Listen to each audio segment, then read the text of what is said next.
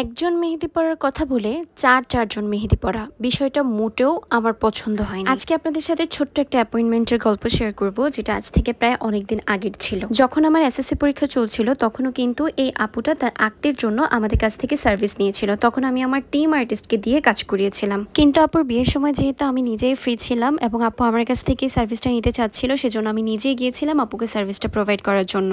আপু যেহেতু নামাজ কালাম পরে একদম মেহেদি পড়তে বসবে, সেজন্য আপু আমাকে বলেছিল যাতে আমি রাত 8টার সময় আপুকে সার্ভিস দিতে যাই, এবং আমি ঠিক বরাবর 8টার সময় পৌঁছে যাই।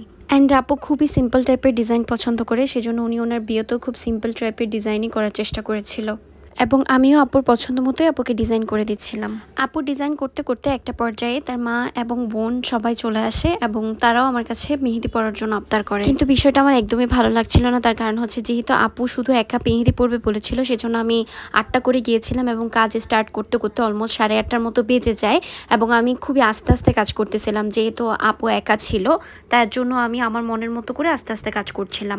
তো কাজ শেষ করতে করতে আপুর অলমোস্ট 10টা বেজে যায়। এছাড়া আপুর লোকেশন আমার লোকেশন থেকে অনেকটা দূরে ছিল, যাতায়াতে আমার অলমোস্ট গাড়ি ভাড়া 500 টাকার উপরে খরচ হয়ে গিয়েছিল, এবং অলমোস্ট 1 থেকে 1.5 ঘন্টা সময় লাগে আপুর লোকেশনে যেতে। তো আমি আন্দাজ করতে পারছিলাম যে আমার বাসায় আস্তে আস্তে 2টা অথবা 3টা বেজে যেতে পারে। যেহেতু অনেক দূরে ছিল, সেহেতু আমি কোনোভাবেই এখানে স্টে করতে চাচ্ছিলাম না। তারপর কাজের ফাঁকে ফাঁকে আমি আপুকে জিজ্ঞেস করেছিলাম যে আপুর ফ্যামিলি মেম্বার্সদের মেহেদি পরার কোনো প্ল্যান আগে থেকে ছিল কিনা। তখন আপু আমাকে ডিরেক্টলি বলে যে না আপু, কোনো প্ল্যান ছিল না, ওনারা হুট করে মেহেদি পড়তে চাচ্ছেন। তো তারপর আমি বুঝতে পারি যে এখানে অ্যাকচুয়ালি আপুর কোনো দোষ ছিল না, কিন্তু আনফর্চুনেটলি এটা পুরোটা একটা ভুয়া কথা ছিল। তার কারণ হচ্ছে যখন আমি আপুর মার সাথে কথা বলছিলাম, তখন আপুর মা আমাকে ডিরেক্টলি বলে দিয়েছিল হ্যাঁ, ওদের আগে থেকে প্ল্যান ছিল, যেহেতু ওনারা নামাজ কালাম পরে মেহেদি দিতে বসতে চাচ্ছিল, সেজন্য ওনারা রাতে সার্ভিস দেওয়ার জন্য একটা আর্টিস্ট খুঁজছিল। তো আমার কথা হচ্ছে, আপনারা রাতে সার্ভিস নিতে চাচ্ছেন, এটা কোনো খারাপ বিষয় নয়। আপনারা আমাকে বিষয়টা খুলে বলতে পারতেন, তাহলে আমি আমার পক্ষ থেকে এখান থেকে টিম আর্টিস্ট নিয়ে যেতাম, যেহেতু একটা রাতের ব্যাপার স্যাপার। কিন্তু আপনারা আমাকে নিয়ে একসাথে চারজন মেহেদি পড়ছেন, আগে থেকে প্ল্যান ছিল, কিন্তু তারপরে বিষয়টা আমাকে জানাননি। তো এই বিষয়টা আমার খুবই খারাপ লেগেছে। শুধু তাই নয়, ব্রাইডের মা মুখ ফুসকে আরেকটা কথা বলে ফেলেছিল, সেটা হচ্ছে যখন আপুর আক্তের সময় আমি আমার পক্ষ থেকে টিম আর্টিস্ট পাঠিয়েছিলাম, উনি যদিও দিনের বেলা এসেছিল, ওনার সাথেও নাকি এরকম সেম কাহিনীটি ওনারা করেছিল।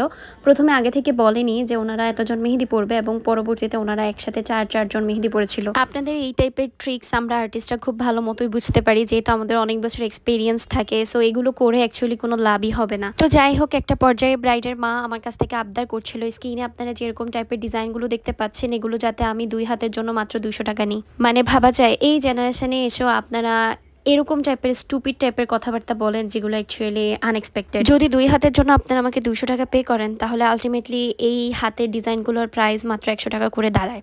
সো এই টাইপের কাজ আপনারা কখনোই করবেন না, এগুলো 100 টাকার কাজ না। আর আমি 100 টাকার আর্টিস্টও না যে 100 টাকার কাজ করে দিব। সেদিন তো আমি ভেবেছিলাম যে যদি এরকম চলতে থাকে, তাহলে আমি শুধু ব্রাইডকে মেহেদি পরিয়ে দিয়ে ওখান থেকে চলে আসবো। বাট পরবর্তীতে ওনারা আমার ডিমান্ড মেনে নেয়, যার জন্য হচ্ছে আমি ইভেন্টটা কমপ্লিট করে তারপরে বাসায় আসি। সো আপনাদের কাছে আমার একটাই রিকোয়েস্ট থাকবে, 2025 সালে এসে এরকম কোনো চিন্তাধারার প্রকাশ আপনি দিবেন না, যেটার জন্য আর্টিস্টদের আপনাদের প্রতি একটা ব্যাড ইমপ্রেশন ক্রিয়েট হবে। ইনস্ট্যান্ট আমরা আপনার মুখের উপর কিছু বলতে পারবো না বলে আপনি আমাদের ইনস্ট্যান্ট এতজনকে মেহেদি লাগাই দেওয়ার কথা বলবেন, এটাও কিন্তু উচিত নয়। এই ইভেন্টটা কমপ্লিট করে আমার বাসায় ফিরতে ফিরতে অলমোস্ট 3টা বেজে যায়, কারণ আরও এক্সট্রা 4জনকে মেহেদি লাগিয়ে দেওয়া মানে আরও 8টা হাতকে মেহেদি পরিয়ে দেওয়া। যেহেতু টাকা পয়সা নিয়ে এই ইভেন্টটাতে খুবই মার্কেটিং হচ্ছিল, সো আমার ওইভাবে ওদের ঘরে কিছু খাওয়ার মতো ইন্টেনশনও ছিল না, যার জন্য আমার খুবই সাফার করতে হয়েছে। সেই 8টা থেকে ননস্টপ কাজ করে শেষমেশ 3টার সময় আমার পেটে কিছু খাবার পড়েছে।